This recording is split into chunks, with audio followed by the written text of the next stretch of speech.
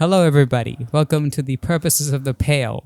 I'm Greylink, and with me is my co-host. Curious. Hello, everybody. I'm curious today. Hello. Yes. Yeah. This is kind of weird because we don't record episodes right after each other. We usually have a week to buffer. So I think we should really get right into it. Get right into the topics, get into the meat. No appetizer, nothing like that. So, Greg, you saw that Disco Elysium, in true communist faction, had like splintered off into like 5 game studios, right? Yeah. And they were announced. Yeah, I think 3 studios had their own announcements in the fifth. I think it's the 5th year anniversary of Disco Elysium. That's why they were announcing it at the same time. But these are all very interesting projects in their own right. And isn't there like one studio that has Kurwitz and like the other 2 main people, and they haven't come out with anything, right? Yeah, it's Robert Kurwitz, Helen Himpere, and Alexander Rostov, the artist. Helen Himpere is like the assistant writer and the director for the final cut. And they have this studio called Red Point or something, and it's funded by a Chinese company called NetEase. And NetEase is most well known for mobile ripoffs of League of Legends in China. So I'm like, hey, maybe it's good. Who knows at this point? I found this on r/Disco Elysium. All the studios, the splintered sections made into Disco Elysium characters. Oh, that's so cool. That is so cool. I love that Dark Math is like a fucking egghead. Oh, that's awesome. That is so sick. You know what? I had a list running down, but I think this is a more interesting way to look at it. So let's just go through this one. Kender Revivalists. So Kender, do you know who Kender is in this? No. Kyle Kender is one of the founding members of the company Zaun, and he is also involved in all the shady dealings that Zaun is doing. Right. Yeah. But this Kender is actually Kyle Kender. I think it's Kyle Kender's brother or sister. Yeah. And they're involved in this. Something From like that. The 41st Precinct podcast. Yeah. We have the same fucking timeline everywhere. It's so cool that we are like the 3rd Disco Elysium theme thing on the internet, like entirely. So I think we're all kind of in know of each other. But it's cool. I watched the 41st district. What is it called? Precinct. 41st Precinct. Yeah. I watched their videos on like hidden secrets in Disco Elysium, and some of them were really hidden, but some are just like stuff I naturally encountered in the playthrough, and that's so cool, right? Like it's just about god, everybody's playthrough is different. Anyways, back to the recursive dialectics. Kender Revivalists, right? The Dark Math games. It's the thing you like. You like disco. We like disco. We have the blips and the bloops. You can trust us. We even have the men of yes, a woman protagonist. You always wanted Kim, didn't you? Or Classier. Now you can have any companion in a flagrante. As a woman, violence too, guns, drugs, disco. We have it for you. This is awesome. Dark Math games. I think they're the one who do. It's called XXX Night Shift. It's the one that has the most complete trailers and shit. They have actual trailer, and it just looks like disco. It's just disco. It looks like disco, and like the sidebar with the text and stuff. Yeah, and the rolling dice. It's all just disco, and it's like yeah. I guess, right? And I really like that they're like leaning into this angle. Yeah, but I like to be optimistic about this, but then again, here's the thing. No, I think Disco Elysium is also coming, it's the successor or like the development of a lineage of CRPGs, like RPGs who are like very much indebted to like tabletop role-playing games. I'm sure, I'm like, just like when anything is innovated in a genre, I'm sure Robert Kurwitz, the guy who thought of the text box in the right corner, would want more people to do that, right? He was like, this is a good thing that I want to continue. And like, so I'm not thinking like any of the, I guess, the aesthetic qualities or like the specifics are like the problem here. I'm just worried that they're gonna just like retread disco. That's also my concern. Yeah, but like I'm thinking like the aesthetic things, like having a dice roll, that's not a problem. Like if you do it well, fine. Right? Yeah. Do you want to read the Zaum thing? Okay, we can go like one by one. Yeah. Zaum extans. Yeah. We deeply regret how things turned out, truly, but any moral slander will greet in the halls of justice. Disco is not dead. We have the IP, and we are looking for the greatest intellect to develop Disco Elysium 2, the only true disco. You wouldn't happen to know any developers. We're offering union wages and a dental plan. This is great, and I'm thinking the background. I mean, it reminds me of the Sunday Friend. Yeah, yes, yeah. Exactly. Man, fucking hell. That's great. Okay, the third one, Disco Apostles. Long due. Disco blazed a trail in the CRPG world. It's sad to see what happened, but ultimately we need to move forward. Some of us have worked on Disco too, but we want to scorch a new path into a bright future. Long from the burdens of the past, solid storytelling, world-class worlds, and psychogeography. That's the true legacy of Disco. I don't think there's anything. I mean, yeah. What do we know about Longdew right now? I don't think much. Isn't that the one? Isn't that the company that worked on Justice League or like Kill the Justice League Suicide Squad thing? Oh no, no. I think the studio hasn't worked on anything yet, but one of the people has worked on that project. I think. Okay. Yeah, but yeah, well, this one is like ran to hell easily. Yeah, but this one is we know the least maybe because we just know former Disco staff and the programmers is with Dark Math and Zaumum's fucking burning and Longdew just has some people who worked on Disco, but I mean it's still cool that they're trying to continue the legacy and maybe they'll cook up something good unless the world doesn't collapse. Yeah, this one Red Info. This is the one I was talking about. You can take this one away. Okay. This is Kermit's Loyalists. Red Info Ltd. or Limited. What is Disco? Elysium is not reducible to the mechanics of an isometric RPG. It is the sacred and terrible air. It is Lenin ideating on Mazovian socioeconomics. Decompressed, not demo. Okay. Yeah. Decompressed entroponetics and compressed volumetrics. Now it's all gone to grad. Disco is dead. Yet. And then I think, yeah. I feel like this guy might have some bias because this one sounds the coolest. But like, read the next one though. I mean, then again, yeah. Oh, okay. Go ahead, yeah. Yeah. New Elysians. Kill him now. He's already killed Disco. It's got the idea of Disco. 2. Capital will kill you. Summer eternal. Wake up. The few artists to communicate. From artists to you. From you to artists. Except he has replaced them. Unthinking machines, committees, chatbots, and venture execs. Who are you talking to these days, really? Reclaim your voice. Listen to ours. Let us sing without words. Kill him now. Yeah. I mean, then again, I'm kind of biased because that's Summer Eternal is probably my most. Same. Yeah. It's the most anticipated one. Because they have a website, they have their whole manifesto, and it's just that was cool. Holy fuck! I sent it to my dad, and he liked it. Nice, very nice. Yeah, and the team in Summer Eternal is more. I guess there's more like information we know about them. There's Argo Tulik, and they also have the narrator, right? Yes. What's his name? I forgot his name. Lendl Brown. Yeah. Lendl Brown. Yeah, he has the greatest voice in the world. So true. Yeah. I mean, there's Argo Tulik, so the guy who also appeared in the People Make Games documentary. But, also, I think, what did he say? He wrote Everard, he wrote Kuno, he wrote, a lot of characters there.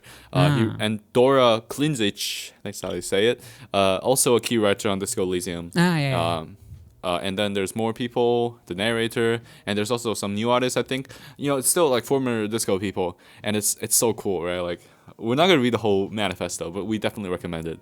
The whole website is really great. The way you scroll down is like a burning house. A single spark. That's probably French. Very nice. Yeah, and we said this in the episode we previously recorded, but it's so nice that people are still not giving up. For so long, we have like basically been a doomerists for Disco Elysium with the Zaum situation and stuff. To finally see some hope. I mean, that's the most Disco thing ever, isn't it? Yeah. Oh fuck. what does it say? Something beautiful is going to happen. That's the one thing you can paint on the walls, and I'm just really glad that they're keeping the fire going. She will return to us someday. Someday, I will return by her side. Yeah. And also, this is going to be interesting to see how much of this, because, we obviously say the Kurvitz and Alexander Rostov, they're so crucial to the point that, they had the goal to be like, okay, so here's my plan, guys. They were talking to the studio before they got fired. Here's my plan. Me, Helen Himpere, and Rostov, another writer, we're going to go fuck off for 7 years and write something, and I don't care about you guys. Like, there was definitely like a certain auteur energy to the guy. I wonder how much of the identity will be retained in these other iterations of Disco, and this will probably show us how crucial Kurvitz was. And hopefully, this is my hope, not a lot, because I really I hope that these other projects are just as good or have their own like special thing going on. But the spirit, the Disco spirit, especially at least in Summer Eternal, I don't know about the other ones just yet, but yeah, that's very much retained, and I'm really happy about that. Disco, let's go! Yeah, finally, I think when one of these games comes out and we still haven't both died, we need to do a playthrough of it. Definitely, 100%. In the channel, for sure. Yeah, that's great. But, something just as cool happened recently, and it involves fire and eating. You want to talk about it? Okay, so I wrote a short story called Fire Eater. Yeah. It's in my blog. It's posted in my blog. Probably link in the description. Yes.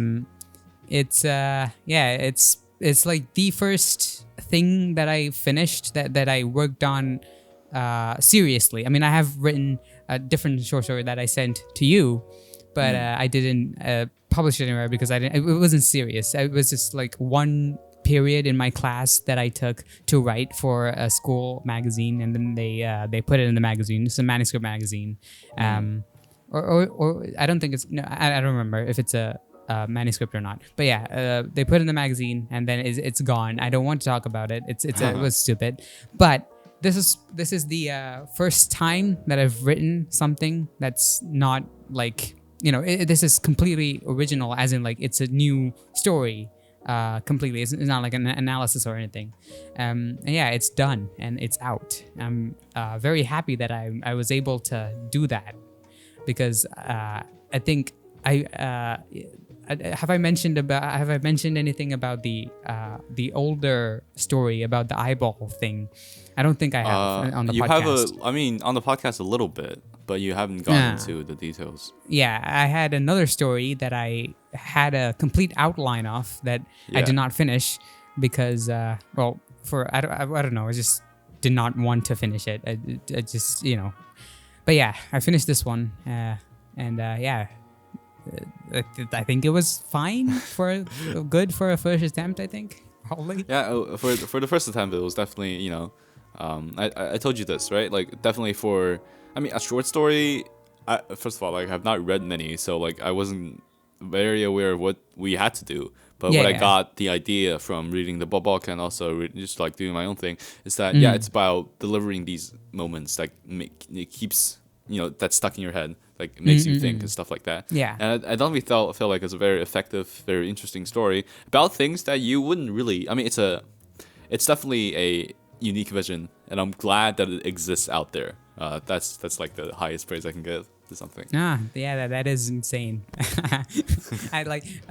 So this is a story about we talked about this on the last podcast, but yeah, you can summarize it a bit. Yeah, there's a story about a guy who does not like to eat, but then he eats his crush by the end of the story, basically. So the idea came to me when did I talk about this? Yeah, you talked about it. You talked about how like you was it like in Autumn or something? Yeah. Autumn. And then I was very mad because I did not want to eat anything. So that's how the thing came. Because this is the weird thing. Because my previous story, that idea, I was deliberately trying to come up with an idea to write about. And then I came up with the idea. I wrote down an outline, and then I was not able to finish it. But this one, the idea just came out of nowhere. I didn't really take it seriously. I didn't write any outlines. I just, started typing, and then it just happened. So yeah, I think that's definitely that's so real. Because I've also done that. I for sure sat down and being like, okay, I need to write something. I need to do something about this. And nothing really comes out by the end. It sucks, but sometimes you just have to be inspired, especially with this kind of stuff. Like I know people really like dogpile on this idea of like inspired because sometimes it's an excuse for not working at all. And I'm sure that's a possibility, right? But still, I agree. Like all the stories that I feel somewhat confident in, I came to on my own. I didn't say, okay, story idea right now. And also another thing is that you have to you should not take it too seriously, because I did take the other one a little too seriously. So I wasn't it was too much. It was too much for me. Like it got too heavy, I guess. But this one, I was very very blasé about it. So I guess I was able to It's very much about knowing what your story is, but also knowing what your story is not.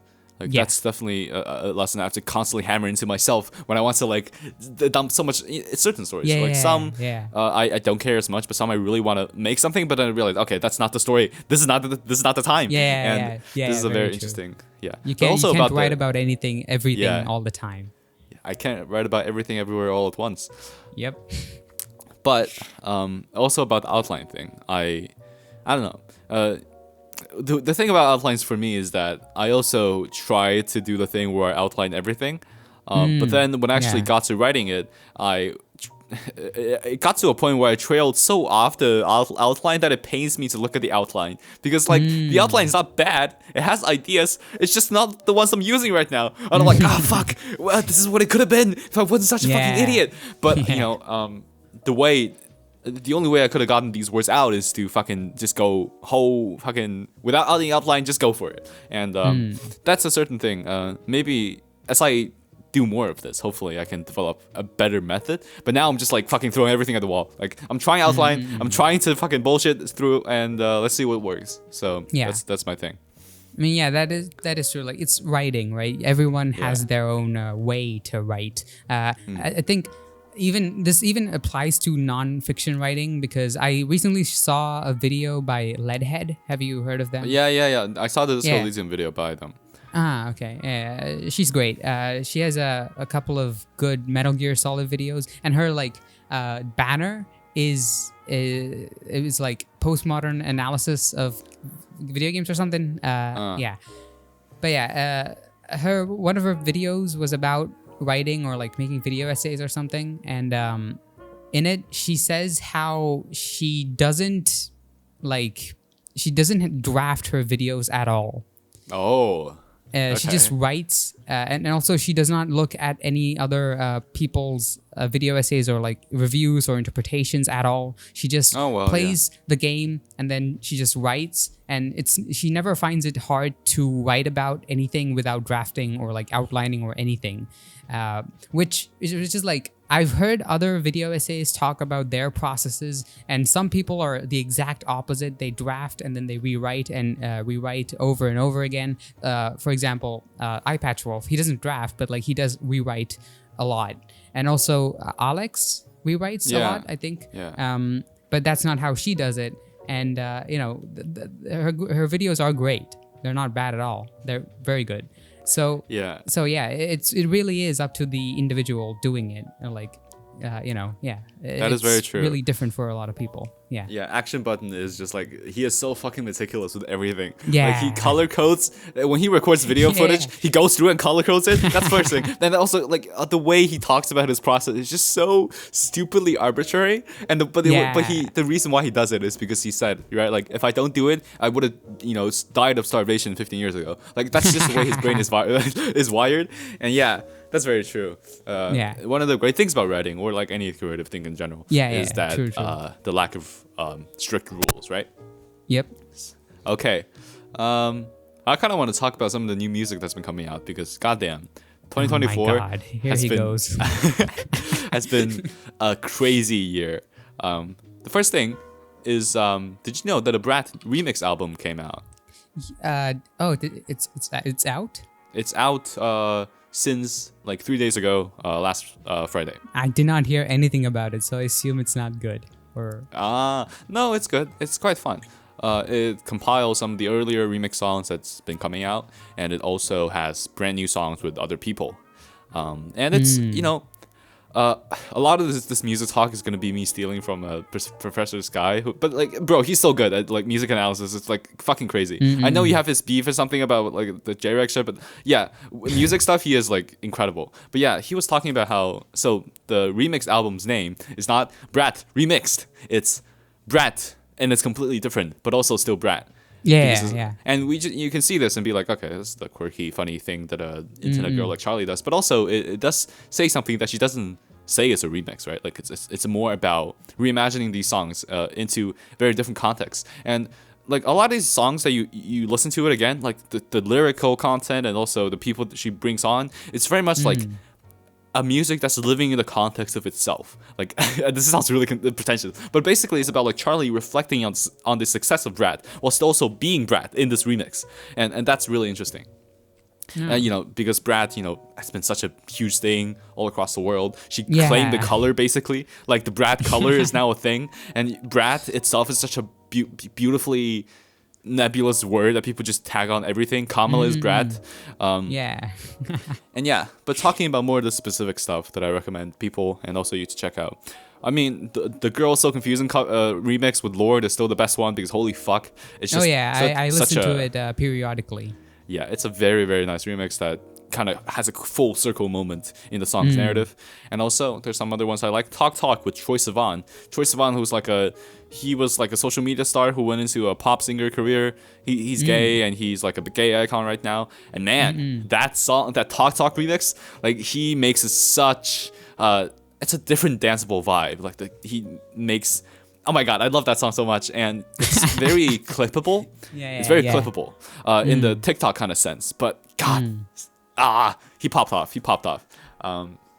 Just wish my friends weren't homophobic. They were like, but he's gay, so I'm not gonna listen to it. It's like, God damn it. That sucks. Yeah, but besides that, there's also Everything's Romantic remix with Caroline Polachek. Caroline Polachek is art pop queen.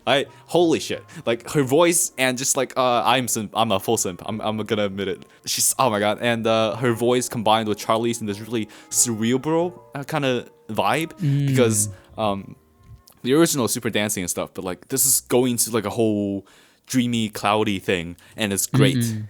360 remix with Young Lean. I mean, if you like Young Lean, you will like it. I like Young Lean, so I like it. And also, I don't know who Rewind. That is. Yeah, Rewind with my goat, Bladee. Holy shit. Ah, fuck no. Oh no, he's no.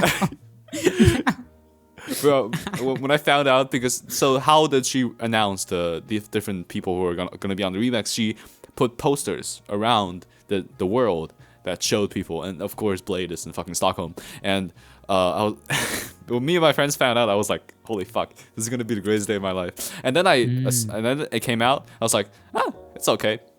And then I realized, no, I'm a Bladee Glazer, so this is the best one now. Like, I'm sorry, I listened to it a few more times, and it's just the best one. Bladee is the goat.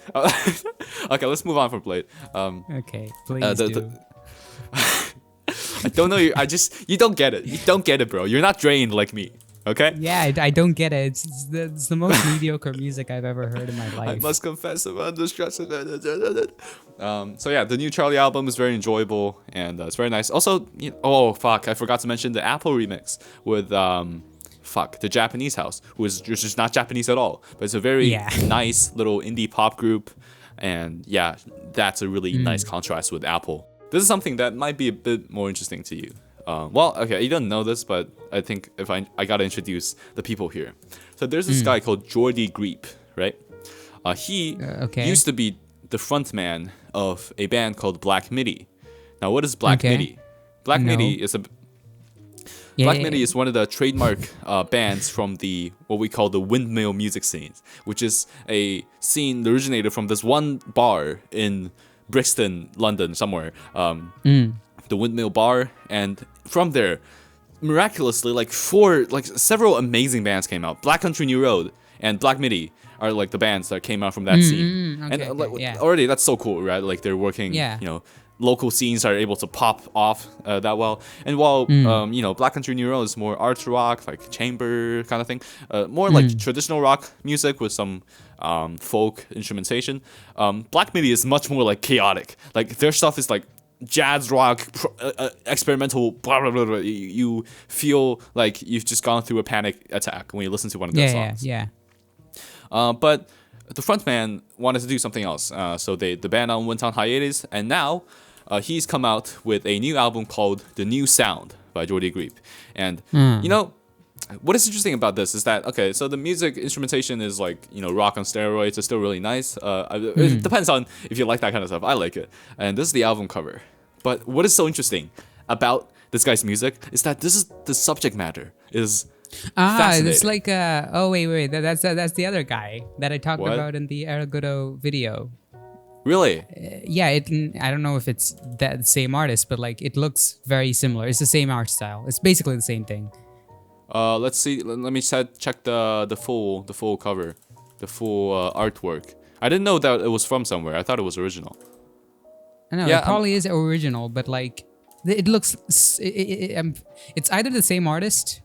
I'm pretty sure he's still alive, or it's like a one-on-one like inspired the kind of thing. Yeah, I'm sure of it. And just the topic of this album is incredible because it's basically like if an incel made a art prog album.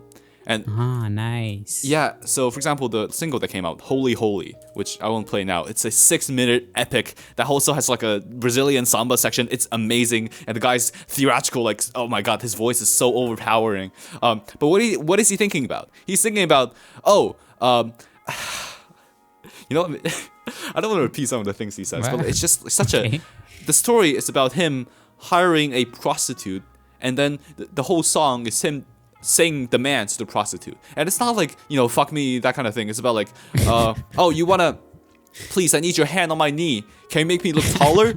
Can you flash a smug look to the other girls at the bar, knowing that I've chosen you instead of her?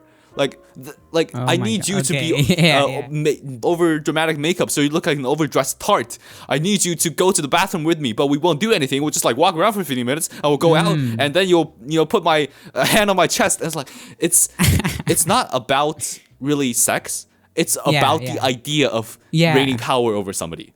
It's about a man who feels small, a man who wants to feel big. I'm a big man. I can be taller than people. And it's the whole thing of like using woman, I mean literally a prostitute in this instance, as like an object of desire. And this object that you can't obtain because you're a fucking incel. So you're trying to get it. I guess. Yes, yeah.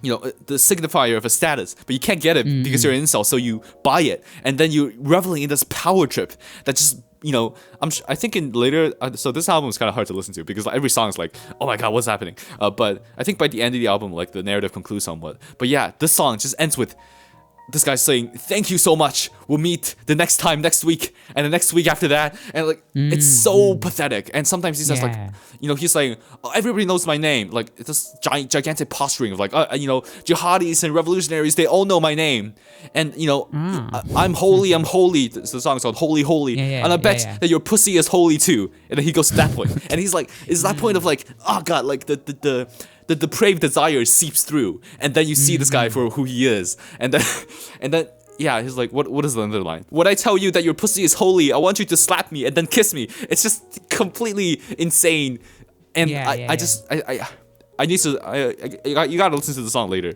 but it's just amazing as a narrative, and I'm so glad that something like this exists, because I'm sure like, it's not really explored, right? Like this kind of topic, especially with male isolation being more of a prominent thing than ever. And I'm just really glad that this thing exists, and I'm really impressed with it. And man, Holy Holy is a single, one of the best songs of the year, and that's very hard. Like this year has had so many amazing songs. I'm really glad that I'm discovering a new shit like that.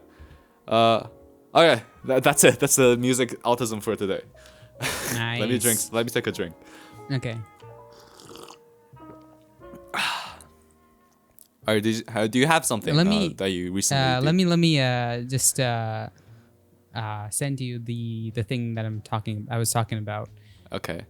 It's by Toshio Saeki. It looks like this. Oh, for sure. Yeah. I mean, look at the woman looks like she's in the rice field, so I'm sure it's inspired by that. Yeah. Ero Guro is great. Yes. So I will listen to it. Very nice. Also, when I searched Ero Guro into Google, my video shows up in the very nice images section. Very nice. So, very nice. Yeah, that's what happens when you do like a really niche thing on YouTube. Yep. But yeah, this is the music video, and the music video is also great. It plays into this narrative because he's saying all this outlandish shit, and it's just like him playing like bowling, but really awkwardly, and he's looking into the camera. He's not emoting at all because he's an awkward incel. He's I wanted to slap you and tell me pussy is holy, and then like you go into the bowling, and he's like seemingly he's hitting like the full 10 strike every time, and it's because the bowling, whatever they're called, the things that you hit, they're actually controlled by strings, so they pull up. And so he's actually not hitting anything. He's just like, so it's just the whole posturing. It's amazing. It's amazing. But yeah, do you have anything that you've consumed recently? In terms of music, I've listened to that album you sent me, Smile, Porter Robinson. I really like that. I don't think there's any track in it that I don't like. Even a Year of the Cup, the one where it's like Lil Wayne interlude for 2 minutes. No. I really like that one because that one's great. I like all of the. I don't. Okay, here's the thing though. Like, I don't really relate to much of the lyrics. It's a lot of it is like, romance kind of stuff, and also Cheerleader. I think it's like him singing about his fans and stuff or something.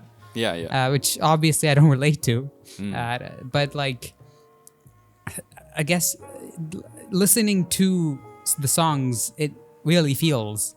I really don't want to say the word vibes, but yeah, that's it. Yeah, it's very good. And then the perfect song to talk about with that concept is The Year of the Cup. Which the talking and the melody, like the thing chorus, it just feels very devastating. Even though he's not really talking about anything that devastating, but it really does feel like that. So yeah. This album really gets me in the feels. It really gives off the sensitive white boy vibes. Like it's so nice. You're the Cup. I really love how in this album. I also like Mona Lisa a lot. Mona Lisa's darling. Oh, Mona Lisa, darling, you're still alive, darling. So good. Yeah, like he's really pulling back because his earlier stuff is much more electronic dance music, but this one is like fully onto like early 2000s indie rock, the stuff that people will not admitting to liking because they were lame back then. And it's so cool that he's calling back to that, and it's really nice. Cheerleader, Russian Roulette is the. Russian Roulette. I think when I say the lyricism isn't like that relatable, Russian Roulette's like that part where I wanna talk to my mom one more time. That part, oh man, that really I wanna hug my dad one more time. I'm gonna kiss my cat one more time. I don't want to die. And it's like, I think the song has a few weird decisions. Like a lot of the lyrics, it's like, okay, why are you talking about a YouTube review funny monkey? It's very. I mean, I'm sure he put there for a reason, but personally, I was like, look, I don't care. But there's some parts of it that's just so devastating, and it's really. Porter Robinson is known for like putting emotion into electronic music, but this one he really with his vocals as well. I think his vocals is doing such a better job at doing that. What did you think about the song I sent you, Musician, on the last album? I did. I put it on. I listened to it. I don't remember anything about it. Well, I think one of the reasons maybe is that in his earlier stuff he kind of manipulates his voice so that it's not his real voice, it's some kind of robotic thing. So when you hear it, it's kind of weird sounding. But it does have its own vibe. But I do agree that like his voice definitely helps delivering a lot of the emotion behind this. And later on the album, where he Smile, he does more. Just basically rock songs, Easier to Love You, Everything to Me. Is there really no happiness? They're like, they're all so nice, Also, the music videos are also very great. Yeah, I love the cheerleader one, and also You're the Cup. Cheerleader, oh my god, the drop, because it starts off with like some little interlude thing, like of a girl putting the candy into Yeah. It's also such a great narrative because it's about like, the song is about Porter kind of saying, oh my god, these people are obsessed, I'm kind of scared. But then he realizes in the last verse that, but these people motivate me, right? So yeah, I need them. Yeah. So the fans, they break into the set that he's in, and then they like lift him up. And then they tear him apart into a bunch of candies. And these are the candies that they're eating in the beginning of the music video. Yeah. Directed by Steven fucking Spielberg. Okay. Yeah, that's... Smile's great. One of my favorite... not one of my favorites, but it's a great album that came out this year. Music is still good, guys. Yes. Yeah. What else do you have? I have a few films that I... Movies for cows. Before I talk about the movies that I've watched, I want to watch The Substance. Have you heard of anything about it? I've heard of it from Super iPad Wolf. He said this looks like a really good horror movie. Yeah, I really want to watch it. It's not out on the thing yet. The thing as in like it's not out on streaming platforms yet. Yeah. Also, like, oh man, I have it up on Letterboxd right now, and a person that I follow, Daniel Simpson, I think he's the guy behind Eyebrow Cinema. It's a very great film video essay channel. Okay. He gave it 2 stars. So okay, that's interesting. Anyway, yeah, I really want to watch it. It looks very, very interesting. I don't really know what it's really about. I've seen a couple of screenshots and like things, but I know it's about an actress or something. A fading celebrity decides to use a black market drug. That's weird. Interesting. The substance. Very interesting. I guess that's the substance. But, yeah. Well, tell me how it is, because I'm a queasy little boy and I'm afraid of horror movies. But I want to hear about them. Yeah. Okay.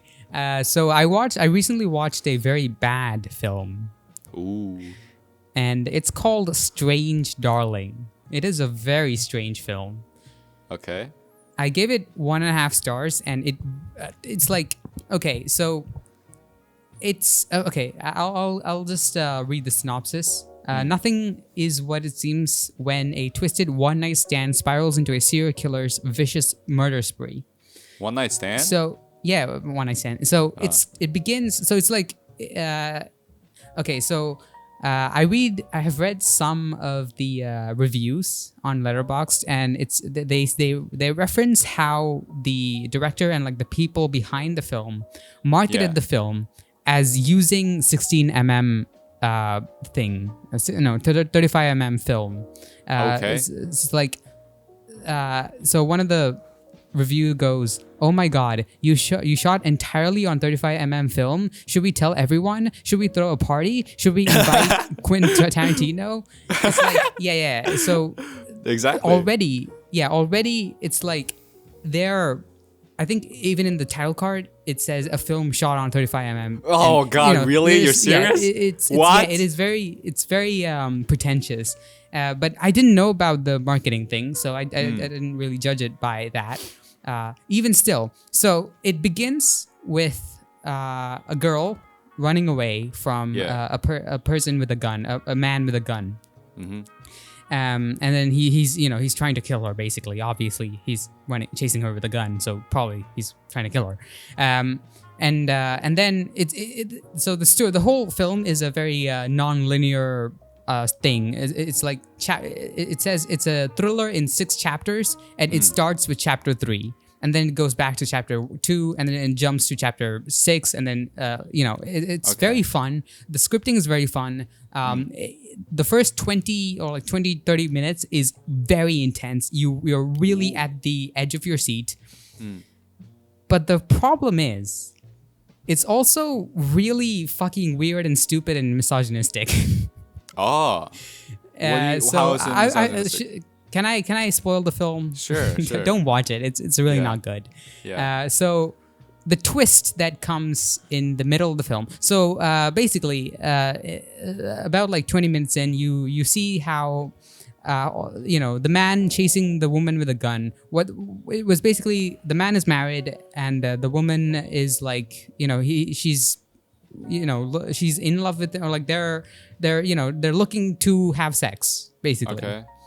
And then they're parked outside a hotel and they're talking about stuff, and the woman is like, you know how hard it is for women to like go out and like do this kind of stuff with guys, because we really have to, it's really scary, and then she asks, I need you to look into my eyes and tell me you're not a serial killer. Otherwise, I will not go into the hotel with you, because that's how, okay. that is how it is.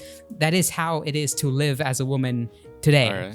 And I was like, okay, that's true. That's very sad, yeah, and that's that fair. is true. Yeah. And then we see him strangle her. Okay. In the hotel room, and then it is revealed that actually they're into that kind of stuff. It's BDSM.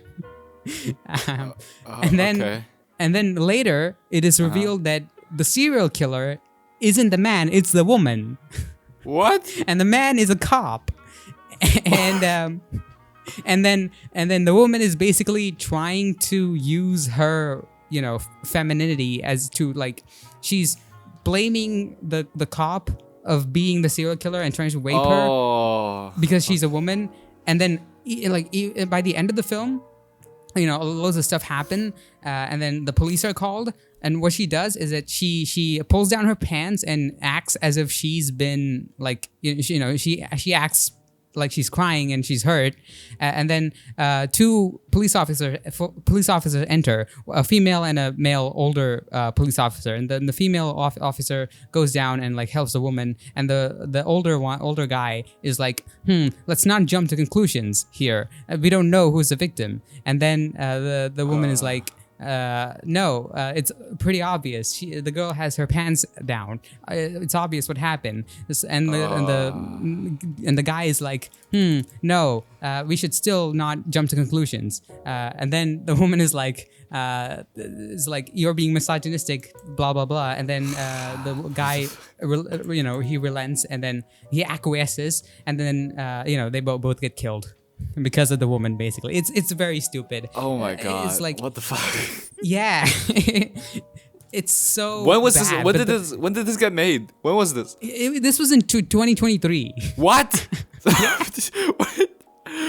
Jesus Christ! It's so sad because like the people who made the film really know how to make a very good thriller. It's so sad that this is how they decided to go, and it's like, and even the acting is also very good. I think the woman who played the actor who plays the lady is great, and also the demon. The demon is the cop, which again, this is very stupid because at the beginning of the film names the characters, right? The film names the girl, the girl who's running away, the real serial killer, as the lady, and then the cop, the guy who's chasing her with a gun, the demon.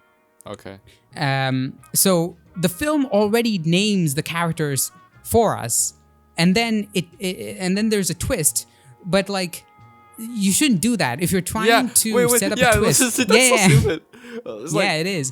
Oh my god! The whole creating of a false expectation should come within the narrative, not like people telling you that. Yeah. such a stupid way to like tell you somebody. It's like in the Sixth. Have you seen The Sixth Sense by M. Night Shyamalan? No. I mean, you probably know the twist, right? He's dead. Oh, I mean, fuck come you, on. Okay, sure. Okay, it's like in The Sixth Sense. Halfway through the movie, the guy Bruce Willis turns to the camera and says, "There are ghosts don't exist. Dead people cannot be. There are no ghosts in this world." And then Shyamalan expects you to already see how he's already dead. It's just very stupid. Oh man, it just really sucks that this movie got made how it did. That's very sad. Because again, it's a very it's like top class, top of the line scripting, the sound design, cinematography, everything. Oh man. Well, I guess the best horror movie of 2023 remains Five Nights at Freddy's. It is what it is. yeah. I mean, the substance is out. 2023. Yeah, it's at 2023. No, I think FNAF is 2023, right? Yeah, I think it's yeah. Because it came out like October. I didn't watch it. I didn't watch it. Yeah, same. We live in every Finance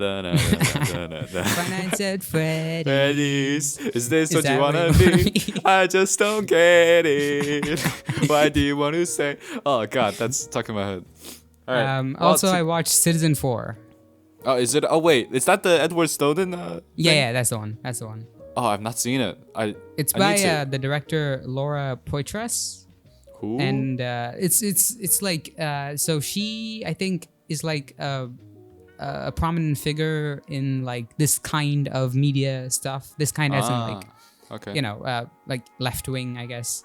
Oh. And then she was invited alongside Glenn Greenwald, who was the journalist who broke out with the news through Snowden. Or not through Snowden. Snowden broke out with the news through Greenwald. Yeah. And then, both of them were invited to a hotel in Hong Kong where Snowden was hiding at the time. And then the whole film is the footage from that. It's very, I'm pretty sure it's not recreated or anything. It's, it's the real deal. Very cool. And also very scary. I think that's a different kind of like in the beginning of the story, he says how even with all the stuff that he has found out about how surveillance works, the US is privileged when it comes to like as compared with the rest of the world, how NSA treats. That's very scary. Damn. Yeah. But to contrast the bad movies we've talked about, I think we should talk about Harakiri a bit because we didn't get to do that last time. Yeah, you did watch it. Yeah. I watched it in a small indie theater over here in my local city. Oh, and nice. It was a very nice little experience. It was like, total there was like 40 seats. And it was very nice. People there were there for it, and I was like, "Wow, I'm here with the new hip people." And also they were airing Perfect Days just a few days before, and that's very nice as well. Ah, nice. Yeah, but okay. Actually, what kind of ruined the vibe is that this one guy came up and he's like, "Okay, guys, today we're gonna talk about Harakiri by Kobayashi," and then he gave out like a 20-minute presentation. Well, not 20 minutes. It felt like long. But he was like, okay, so here's what this movie's about. The subversion of traditional themes. And I was like, fuck you. What do you mean? What are you doing? And I was like, I'm a spoiler baby. So I was like, especially, I was infuriated fun by this. After you watch the movie. Yeah. And he just like came in before because I guess he thought that Latvians are so stupid they don't know what a Japanese samurai is, so they're like, oh, so the samurai is this kind of thing, and let's talk about the camera work. I was like, dude, what do you mean? And it was just really frustrating, and I wanted to tune out most of it, but I was still able to enjoy the movie. That was really annoying. And the friend I was watching it with, he fortunately didn't understand Latvian, so he was immune from that. But I unfortunately, even though I look like I don't understand, I do.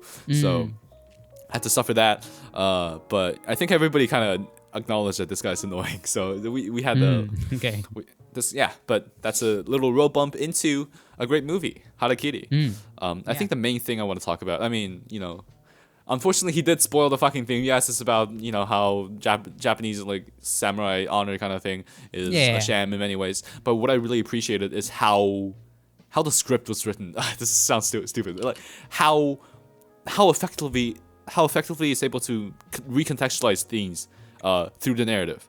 Like, because, right, you first see the samurai's perspective. You see, Momotu, the first guy who died, his, like, story told through that. And then you follow this whole through line, right? And then it gets interrupted by, what's this guy's? Hanshiro's story. And then you see them slowly coalesce together. And then by the end of the movie, you come out with a totally different perspective.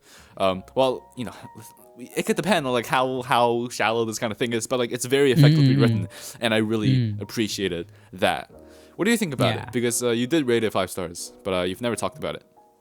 I mean, this is kind of like how it is with classics. We've been talking a lot of classics recently with Dorian Gray and stuff. Yeah, we have. I mean, there's a reason why it's a classic. It's not classic because it's old. It's just the best of its time, one of the best of its time. And also it's by Masaki Kobayashi, who also did The Human Condition. Yeah. Which I need to watch, which we need to watch. We need to watch. Yeah. Yeah. You know what? I think when it comes to long, how do you say, long watch togethers, my words are losing. We need to do the action button video first, which is going to be 20 hours or something. And then we're going to do that. Yeah, but go on. Yeah, but yeah, I think the only thing that's popped up in my mind about it right now is the final, or not the final scenes, but like when he like duels the samurai. That part was so good. Yeah, this is some of the coolest ass shots of all time ever. Yes. Yeah. Dude. Yeah. Oh my god.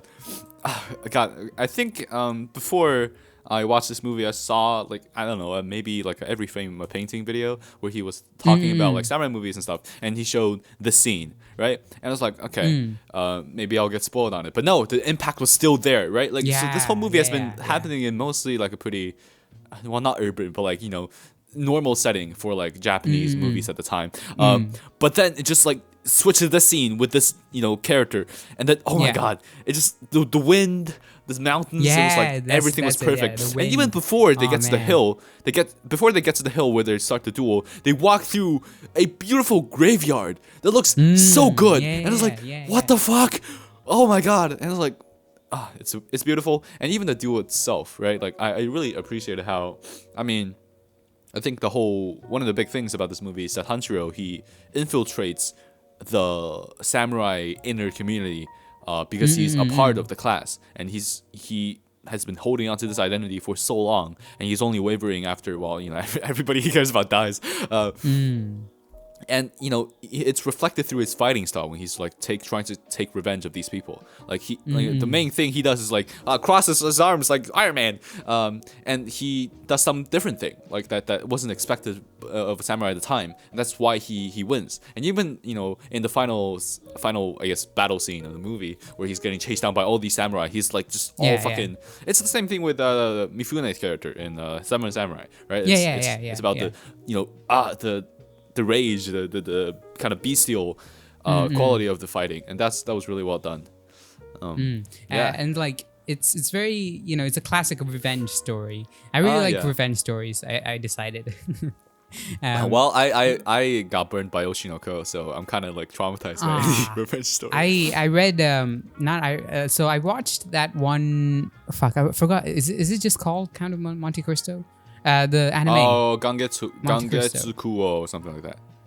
Gankutsuo. Gankutsuo. Yeah, it's not the best anime ever, but that led me to read The Count of Monte Cristo. Which I really liked. I really liked the novel. That's very nice.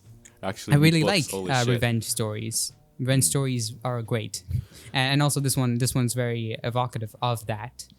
I mean, well, yeah, you know, I guess for me, it's just that, I mean, I'm thinking about the revenge stories I like, and even the ones I dislike. I mean, Berserk is kind of a revenge story, but then it kind of, I mean, the whole point is that, well, at least one of the points that they were trying to get to, and now something else is happening, is that, you know, maybe you should like appreciate what you have, dude. And the same thing with Villain Saga, and yeah, I guess like even with Oshinoko, like I really, you know, I was really hoping the characters would just like stop doing this and like live their normal lives. So I guess that's my thing with revenge stories, right? Like I choose peace. I'm probably like the other side. Yeah, I'm almost completely opposite. I want them to complete their revenge, and I want them to like you know, feel the euphoria in their violence. Jeez. Because I'm so goddamn tired of these fucking liberals. Shut up. Coming out and saying some bullshit like appreciate what you have and like give up on revenge, bro. Fuck off. I think you are using I think you're using political ideology to fund your personal hatred. This is where if this was a comment, I would have /S, by the way. Yeah. For the people who are irony blind or irony deaf, satire blind. I don't know. I think I got into some trouble with this because I thought /s meant sarcastic. All right, but then some people said it actually means /serious. So I don't know which one it is. Okay, I was being sarcastic. Yeah, I know you were, but like I'm just saying some people. I'm talking about I'm talking to the people of the pale. The people. Yeah. Yeah, the people of the pale. Also, one last movie that I want to talk about. Yes. That I watched yesterday, actually. Is you have this on on your watch list in Letterboxd. It's the Hunt. The Hunt. Oh, it's the one that Jenny recommended me a while ago. It was, I think, is it Norwegian or Swedish? I forgot. I think, isn't it Dutch? Well, it's somewhere around there. It has Mads Mikkelsen in it. Yeah, Mads Mikkelsen, Mr. Hannibal, and yeah, I forgot. Oh God. Okay, that's crazy because I know Mads Mikkelsen from Death Stranding. Oh, well, that's probably more based than what I was thinking. I just have a classmate who's really into Hannibal, and she has like all the reviews are filled with this is the backstory of Hannibal. Okay, I really forgot what this one was about, but he said it was really good, and I just it is very good. So this is by a director called Thomas Vinterberg, and this is not the first film I've seen of him. Have you seen Another Round as well? That one was also. I've seen Druk or Another Round. It's another great film. It's I saw this when it was I think it was nominated for Oscars. I think it won the International Film Oscars of 2020. Yeah. Interesting. But yeah, The Hunt is a film about I'm not gonna spoil anything. It's a film about a teacher, a preschool teacher or a kindergarten teacher. Yeah, preschool teacher, I think. So a girl lies to another teacher that this guy has a willy. What? And the willy was pointing out. Oh. Okay. Why are the movie like? There's a strange through line of women accusing men of sexual assault. No. But like this here though, this is based on a real thing, thing that happened. Okay. And of course, but this film actually. So this is not. You should never compare this to Strange Darling because this film does not really like accuse the girl of being a bad person, because even at the end you have no hatred or anything for the girl. She's a very very cute little girl. You don't feel any kind of malice or vitriol against her, but you do kind of feel malice and vitriol against the community around him. Who basically like that's kind of the thing, the hunt. He's being hunted by his community. He grew up in this community, and then is just this one teacher who heard her say that Lucas, that's Mads Mikkelsen's character. Lucas has a willy and it was pointing out, and the teacher basically is that small little idea planted on like into her head. It just spreads outwards, and then he's immediately like ostracized from his community that he grew up in, and then also he's like it's very like heart-wrenching to watch, because you understand why people react the way they do, but at the same time you can't rationalize this. This is not how people should work. And also it's a very good film. Wow. Very well written, very well acted. Mads Mikkelsen's great. And also I think this is so Thomas Vinterberg, Mads Mikkelsen, and then Thomas Bo Larsen is another another actor in this film. They all are also in Another Round. So I guess it's like a so it's like a Yorgos Lanthimos situation or any other. Also Lynch. Right. Lynch also does this. And a lot of people do this. Also Kobayashi, he does the same thing. Also Kurosawa. It's Mifune. Yeah, Mifune. So Another Round is also great. You should also watch it. It's about what it's about, right? Not really. It's it's basically about 4 high school teachers. So they basically discuss a theory that every person should have a minimal level of alcohol in their body or in their blood to function perfectly. So they try, they decide to try out the thing, the theory. And it's a very fun. And there's a scene where Mads Mikkelsen dances around at the ending portion, and and that scene is like stuck in my head. Nice. These concepts are interesting. Like they're not so surreal, but they also have this like its own quality of like, what the hell? Like I don't know. I like it. True. Yeah. But but the hunt was, that thing really happened. I think a review talks about how I grew up reading the actual case from a small community in the middle of Norway. So it did happen. Very nice. Well, not very nice that it happened. Interesting that they're making a movie out of this. So yeah. The dangers of a good community, but also good community. Good. Please. Community is good, but people are weird. Yeah, people are weird. I want to move on to video games because I actually played one recently, semi-recently. What? It's called Shin Megami Tensei 5 Vengeance. Yeah, it's not very exciting. Okay. I'll just talk about it a little bit because I finished it, and it's very, it kind of feels like, how like Pokemon is accused of being like the same thing every year and how it's not been innovating at all. But people still like it because I grew up with Pokemon, so I like Pokemon. Yeah. And people say, "Oh, you know what?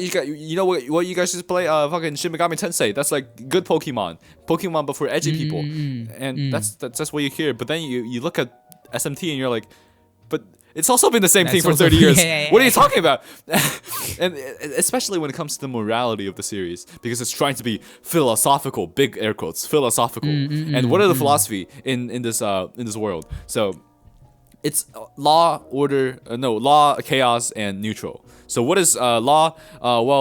So basically the world is basically ending every time in one of these stories, and there's either angels representing law, demons representing chaos, and humans representing neutral. And angels are like, "Oh, we will subjugate the humans so that you guys don't have free will and you listen to God all the time." The chaos is like, "We will kill God and then we'll have like, strongest man wins." And then neutral is like, "What if we don't do that?" And that's every game. That's every game. Every game is like that. And there's no like separation. It's always just like, I either become like super anarchist power, I either literally eat people to survive, or I become brainless mallet. I was like, and even picking the neutral is not the best choice, because like, for example, in SMT4, right? Great game, like amazing gameplay. I really had a lot of fun with it. But like this, literally all the solutions in that game is chaos, genocide. Law, genocide, neutral, genocide. It's the same thing. You're just genociding different races, and it's incredible. And SMT4 is an open world game, which is different from the dungeon crawlers of the past, and it's fun in its own way, right? If you like the combat, if you like the press turn system, if you like turn-based RPGs, you're gonna have a fun time walking around, gaining stats, and just like listening to a podcast in the background, which is what I did. But man, the story. Yeah, it's not the best, and I just found it really interesting, fascinating that people are comparing Pokemon to this and saying there's somehow a difference. But yeah, that's all I have to say about SMT. I'm still playing one because I'm addicted to monotonous bullshit. But I've never tried an SMT game. I've played Persona 4, which isn't SMT, but like, what is Persona 4? It's like what is it? Isn't it connected with that? It's a spin-off, as in like the demons that you collect in SMT is the same personas you have in in Persona. So like okay. In Persona 3 and 4 it's different because the enemies you fight aren't the demons, but like in other games you fight the demons. Pixie, Jack Frost are in every game, and that's how they're connected under the Megami Tensei moniker. And they have Shin Megami Tensei, Persona, and they have Devil Summoner, they have a lot of stuff. It's one of the that and like Danganronpa are the communities I got into in like 2020, and I'm still not out, even though I hate most of the games there. Those are the communities that I've heard the names of, and I've heard how like weirdly deep and like broad their things are, and I've never even dared to like even poke a toe in. I really think you will have an interesting time playing Danganronpa. It's really. Yeah, not that like it's a game that people can discuss to death. I can say that. Okay. But it's I just want to see what you think about the first 2 Danganronpas, and that's it. Okay. Like how? Yeah, one day, very soon. Yeah. All right. Have you played any video gaming recently? I've played Soma. Oh yeah, that's right, the horror game. The only thing I know about it is that, well, Soma, one, it's a spelled in SMT. Second of all, Joseph Anderson made a video about it a while ago, saying that it's not that scary or something. But that's all I know. I mean, okay, Joseph Anderson, come on. Well, he's a harsh critic, very harsh. Like, okay, I game criticism is not. It's great. I like Joseph Anderson, but I don't know. I kind of roll my eyes with a lot of game critics nowadays. I mean, who else is there that you like even care about? Like, I care about Donkey, but not because he's like a good critic. I mean, he's not exactly a game critic per se. Yeah, a lot of the people. I mean, criticizing is just a thing you can do in your stuff, right? Like Yahtzee Croshaw from Zero Punctuation. I talked about it sometimes. Yeah, he's a really funny, sarcastic dude, and he also just talks about games. So, I mean, I do agree. A lot of game criticism in general. This is especially with oh god, I've been thinking about this because again, the communities I was unfortunately involved with at age 16 are filled with people who are age 16, who are mentally age 16. So they keep talking about things in a way that's like, God, it's like. Like the way they analyze characters and say this character's like that is just such a TV troll's brain rotted way of looking at things, and it's very interesting. And that has soured criticism for me as a whole. Anyways, Soma. Soma, yeah, right. So Soma is a game. It's a very good game. It's one of those games that is basically founded on a very, very strong concept. It's not a very hard game. It's not very focused on gameplay type of game. I think it even has like a story mode where the monsters or like the enemies, the monsters, they don't kill you in that mode. They're creepy, what do you mean but they don't kill you. Story mode? So there's, it has what do you normal mean? I thought, and story mode. What's the difference between normal and story? I thought does the normal one not have a story? Because no. In the normal mode, the enemies will kill you if you're not careful enough. Okay. But then again, it's not like that hard to not die. I've only like died like once, I think, and that's because I was stupid, and I'm also really bad at video games. I think a person who's like averagely good at video games probably won't die in their gameplay. So Soma is the main concept behind Soma is basically a guy gets in a car accident and then has his brain scanned, and he because he has brain damage, so he will die anyway in like 6 months or so. So he signs up for experimental stuff. And one of these experimental treatment things is where you take a copy of your brain and then try to you put it in a simulation and try different things in the simulation and then find out how to cure it, Okay. And then so he gets a brain scan, and then the scan of the brain is stored, and then we play as the guy Simon Jarrett, and you sit in the chair. Jarrett. Yeah. I'm sorry. He's from Toronto. Oh, of course, he's from fucking Toronto. So yeah, you sit in the chair to you have your brain scanned, and then he opens his eyes and he's like 100 years in the future. It's like, damn, you're cheesing, fam. I gotta tell this to my cronies. What? It's the Toronto accent. Like Kendrick make fun of it in the song. Okay. You're cheesing, fam. Stop. Okay.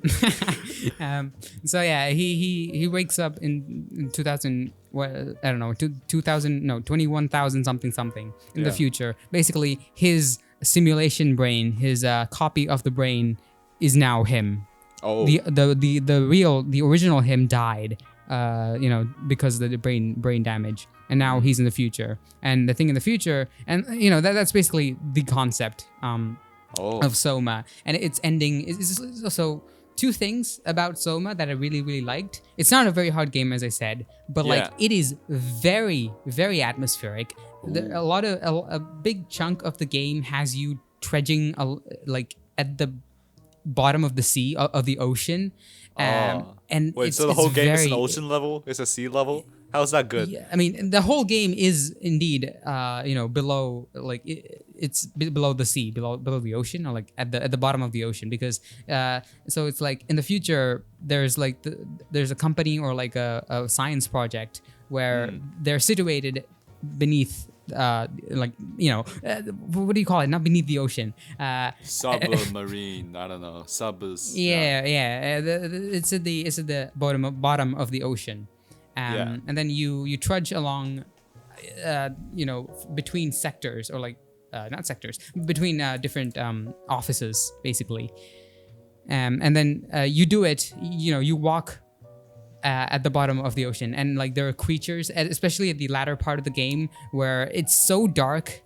You can only see what's right in front of you, and there's also all sorts of distortion effects. And then there are like giant creatures that you cannot see that are swimming right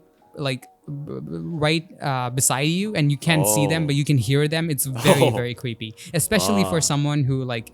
I'm very scared of like the ocean and like big things. I even remember I made a video way back. It's deleted now. What? Really? Yeah. Yeah, it was about megalophobia, I think. Oh, yeah, that's right. Oh my god. And then the other thing is the ending, which is a very interesting, not just the ending, but like there is a discussion in Soma about how humans, like what human is with respect to time and space. I might make a video on it. I might. Interesting. So I won't talk too much about it. But this is a conversation we did have on the last episode about where I brought up the beast and how what human nature is, and how technology like makes us less human / more human, or whatever. Yeah. So yeah, this is a discussion that ties with that. And it's a very interesting look into how time is a big factor of what being human and stuff. Anyway, this is a thing that I saw on Reddit. Okay, I'm gonna put that in the video. Oh god, yeah, that's very cool. It's always really interesting because in talking to you, I see the formation of an idea every time, and like how it manifests as something. I can probably go back to like the message from 6 months ago, being like, "Curious, I want to make a video on Eroguro," and then all of that shit happened, and that's always really fun. Hopefully, I hope I can do that one day. On the other side, but I need to finish all the ideas I have right now first. So yeah, that's true. You're in art hell. I am in art hell. I remember. Okay, let's not bring up drag because I feel like drag is like a trigger word now. Okay, let's see. There's a bit more about reading. So you said that you read a book. Oh, probably not recently, right? The Monte Cristo. Yeah. Yeah. I read a few things as well.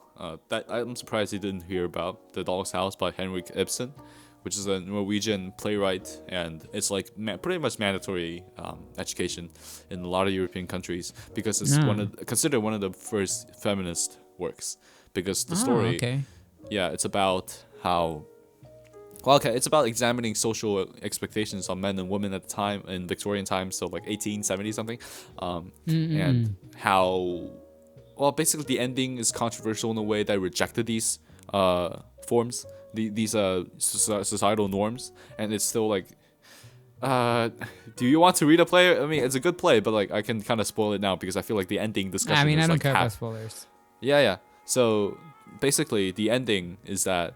Through a lot of things that Nora, the main character, does to her husband, she tried to basically save her husband from dying by taking a loan and doing some things that the women are not supposed to do in this society.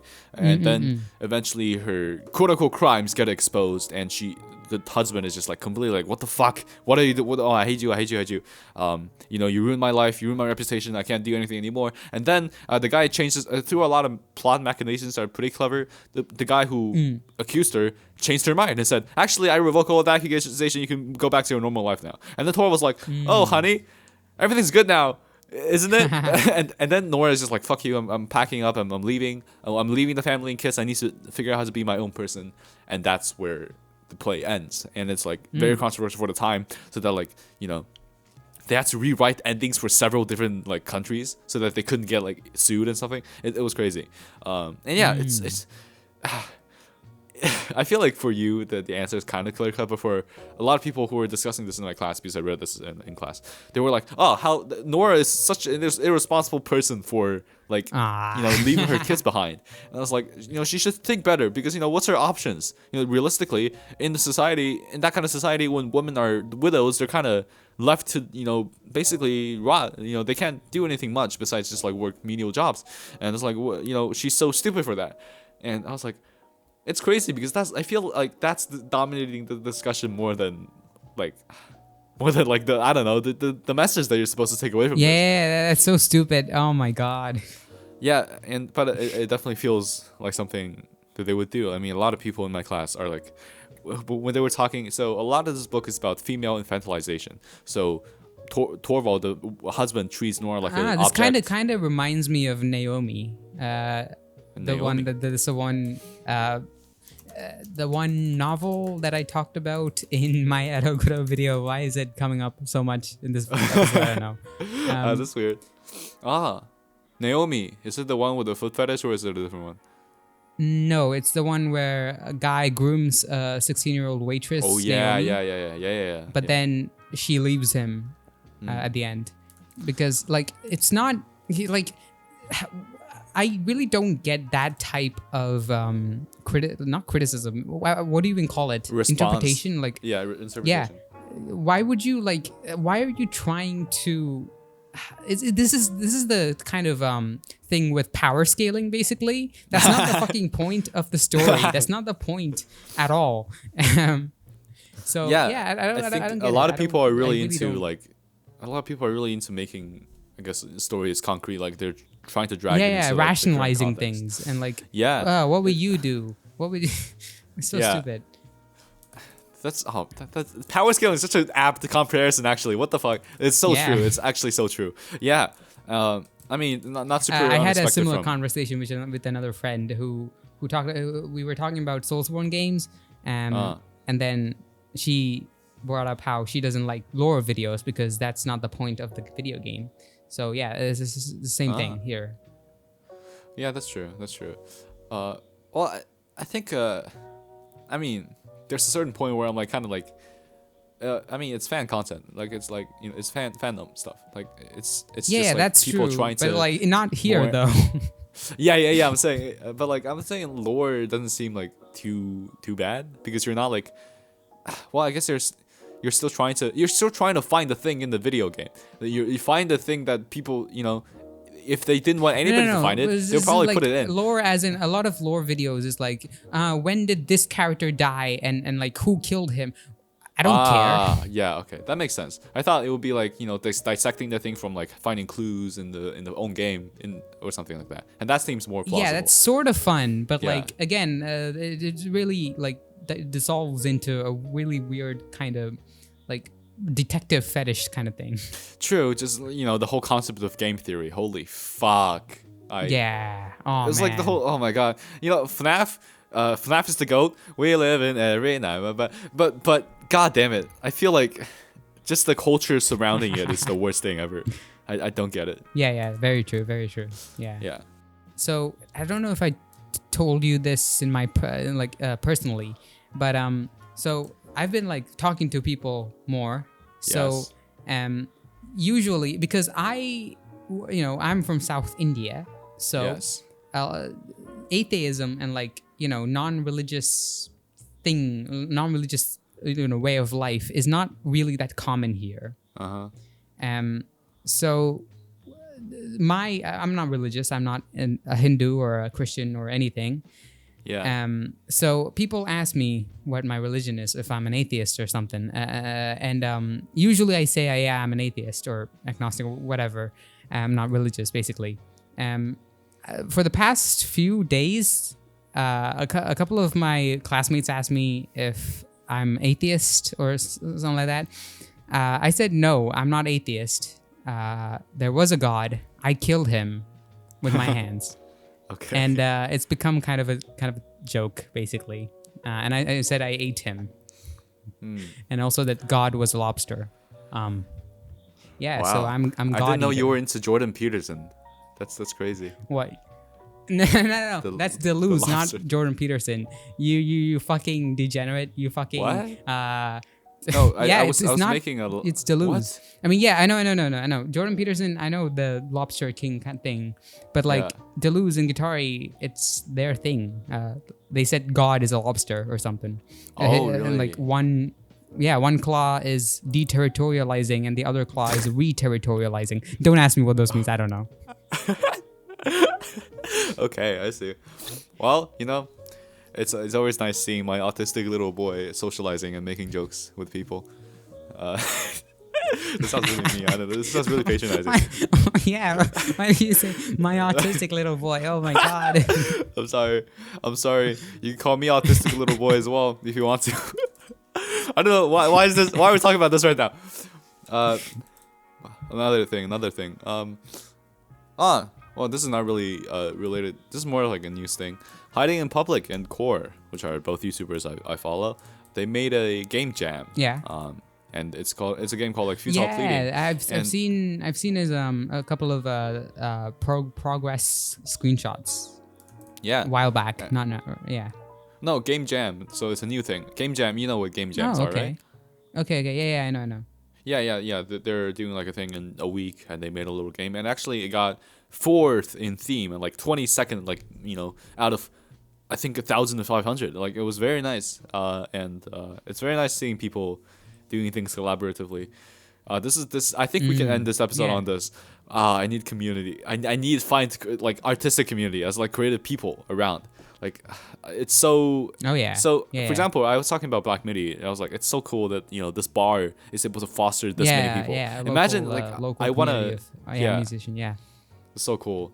And I want to do that one day. And right now it's only the internet, and it's better than nothing. I mean, I would call this a creative collective, a duo with 2 people that were both contributing. But yeah, it's just the idea of something like, well, not even what Dreg is doing, because Dreg is like he just kind of finds people, but not in a way where like you like them, but you in a way that's like you want to gawk at them, and that's a different thing. But I just really, let's not talk about that internet phenomenon. Wait, but that's like the one idea of a community that I had. Okay. But yeah, I agree.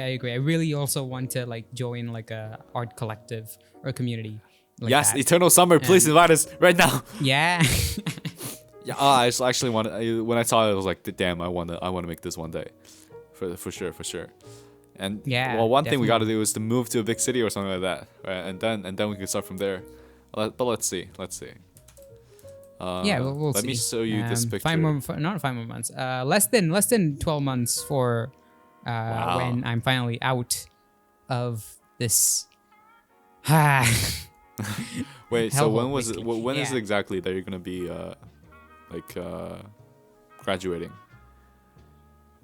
I mean, I'll be graduating probably by early April.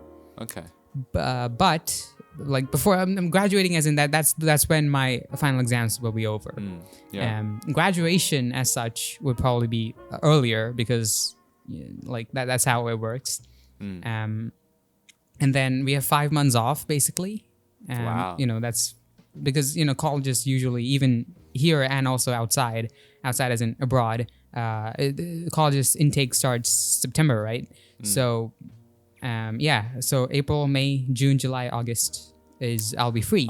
Are you not gonna I'll be a NEET basically. Yeah, you're not gonna come move here or like a little bit, like I don't know, come to wherever you're planning to study. Or yeah. I mean, if I, that's a big if, because first of all, I need all the paperwork and stuff sorted out. I also need to get admission to the place, and I also need to look for living accommodations and all that kind of stuff. It's gonna be a hassle, but it's a one-time thing. It's about I mean, you can there's a lot of options there, hopefully, so it can make it easier. Like the school could potentially organize some things for you, but definitely. Just get into good school or something like that. Get into Harvard, and then you'll be a doctor, and then everything will be okay in your life. Oh my god. I mean, okay, that's kind of one thing. I'm not sure how my grades are gonna be, because I can definitely score like above 90% with every single subject except for math. I'm not sure. My math is very, very weak. It was very bad this term. My teacher says it'll be fine. I mean, it was generally bad in like my classes as such. All the big. I mean, there's one guy who's like really, really cracked at math, but everyone else, they were also very terrible. But the teacher says, after the revision period and stuff, you'll be all right. So hopefully she's right. Otherwise, I don't know. I mean, then again, if I'm applying for a humanities course, hopefully they'll see that my humanities subjects are, they're good, and math. Yeah, math. Who likes math anyway? Yeah, that's true. I think actually today my reports came out, and for this like trimester, we're like some sector from like August to right now, and the scores are looking pretty alright so far. Nice. But I don't feel any achievement doing that. I was like, God damn it! I wish the book was out same. right now. I mean, I got for economics, I was like second in my class, and then like still you feel bad for when you score bad, but you don't feel good when you score well. That's a problem. Well, yeah, unless you're like I mean, some people are really paranoid about this kind of stuff. Like I know people who are like, oh, I scored well this time, but it just means I have to study good for the next one as well. And a lot of these people exist, but for me, it's more of just a thing of like, I don't care about this. I really don't. Yeah, same. I really do not care about it. I wish I was making videos or something. Yep. Yeah. But dude, you gotta sort that shit out. You as a conclusion, fuck school. Yes, that's it. That's it for me. That's it for me. What do you have? That's also it for me. Probably. All right. I don't really have much. It's been an hour and 30 minutes. Yes. All right. Thank you for watching this episode of The Pale. I've been curious as always, and with me is my little artist. I'm not gonna say that. What? I almost said my little autistic. Fuck you. I'm the president of all transsexual aliens. Oh, awesome. And oh, fuck. I don't know anything. Who are you? I don't know who I am. I am the president of gay furries. Let's say that. Okay. Listen to Carsey Harris. Bye-bye. Gotcha. Bye-bye. Bye.